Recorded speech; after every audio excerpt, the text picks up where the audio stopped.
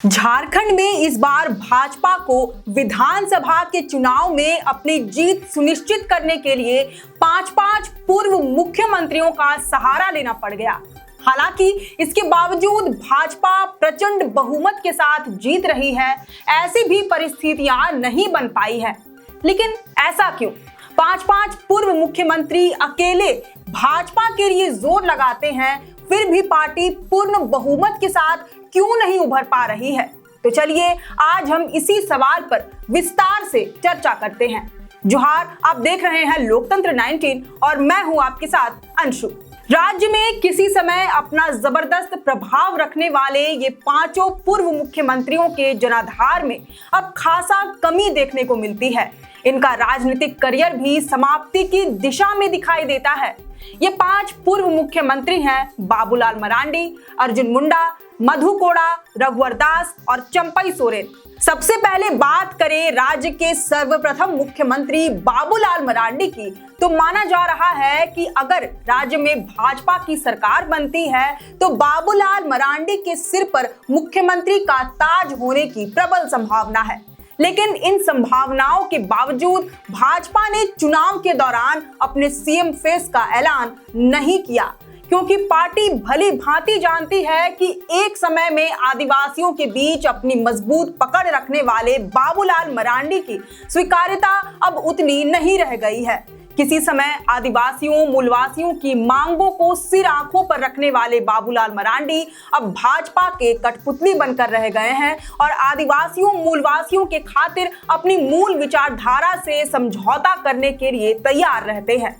इसके बाद बात करें अर्जुन मुंडा की, तो उन्होंने भाजपा का दामन थामकर 2 बार मुख्यमंत्री तक का सफर तय किया।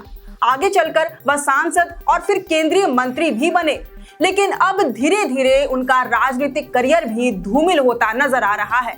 इस बार लोकसभा चुनाव में वह भारी मतों से हार गए और इस बार विधानसभा चुनाव में तो उन्हें भाजपा ने उम्मीदवार भी नहीं बनाया, न ही उन्हें स्टार प्रचारक का भी हिस्सा बनाया। एक समय था जब बच्चे बच्चे की जबान पर अर्जुन मुंडा का नाम रहता था, लेकिन आज तो वह कहीं गुम ही हो गए हैं।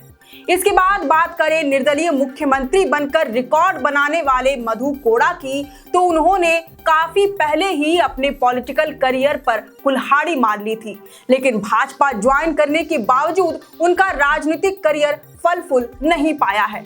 एक समय में मुख्यमंत्री की हैसियत रखने वाले मधु कोड़ा आज कहां लुप्त हो गए हैं, कुछ भी पता नहीं चलता। इसी कड़ी में बात करें 5 साल का कार्यकाल पूरा करने वाले राज्य के एकमात्र मुख्यमंत्री रघुवर दास की, तो एक बार सीएम का ओहदा संभालने के बाद उनका राजनीतिक करियर भी विलुप्ति की कगार पर जाता दिख रहा है। 2019 का चुनाव हारने के बाद भी वह हेमंत सोरेन सरकार के खिलाफ मुखर रहे, राजनीति में सक्रिय बने रहे, लेकिन बाद में उन्हें भाजपा ने झारखंड की राजनीति से दरकिनार करते हुए उड़ीसा का राज्यपाल बना दिया। इस बार झारखंड विधानसभा चुनाव में उनकी वापसी भी नहीं कराई गई।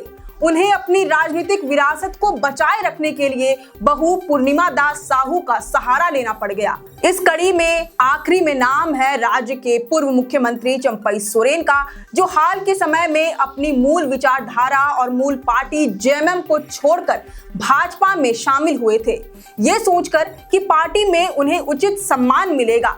लेकिन सम्मान के नाम पर पार्टी ने उन्हें स्टार प्रचारकों की लिस्ट में 27वें पायदान पर पहुंचा दिया। कहां क्षेत्रीय पार्टी जेएमएम में स्टार प्रचारकों की लिस्ट में उन्हें शीर्ष स्थान प्राप्त था।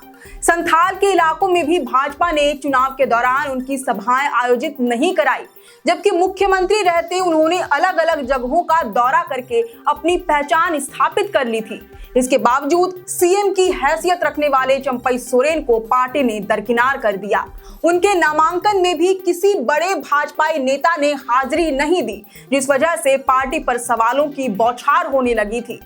इन्हीं पूर्व मुख्यमंत्रियों के सहारे इस बार भाजपा ने विधानसभा का चुनाव लड़ा। अब कल मतगणना के बाद देखना होगा कि भाजपा इनके बल पर कितना सफल हो पाती है। खैर, इस पर आपकी क्या राय है, ये हमें कमेंट करके जरूर बताएं। अगर आपको ये वीडियो पसंद आया हो तो इसे जरूर से लाइक और शेयर करें। हमारे चैनल लोकतंत्र 19 को फेसबुक पर फॉलो और यूट्यूब पर सब्सक्राइब करना ना भूलें। फिलहाल लेते हैं अलविदा। जोहार।